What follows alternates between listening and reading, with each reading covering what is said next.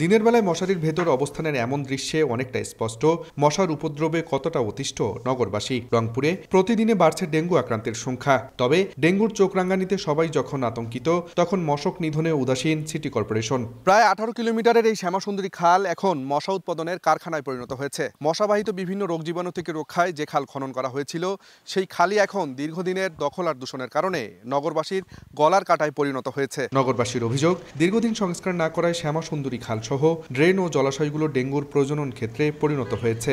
এছাড়া মশক নিধনে ছিটানো ওষুধের কার্যকারিতা নিয়েও প্রশ্ন তুলেছেন তারা। সারাক্ষণ তো মশারির ভেতরে থাকা যায় না, সম্ভব না, কিছু না কিছুর জন্য তো বের হতে হয়। আর এত মশা ভয়াবহ যে বলে বোঝানো যাবে না। তবে সিটি কর্পোরেশনের দাবি, প্রতিটি ওয়ার্ডে ফগার মেশিন ও স্প্রে দিয়ে মশার ওষুধ ছিটানো হচ্ছে। আর ডেঙ্গু আক্রান্ত রোগীদের দ্রুত চিকিৎসায় সব ধরনের প্রস্তুতির কথা জানান সিভিল সার্জন। চলতি মৌসুমে রংপুরে এখন পর্যন্ত ডেঙ্গু আক্রান্ত 81 জন।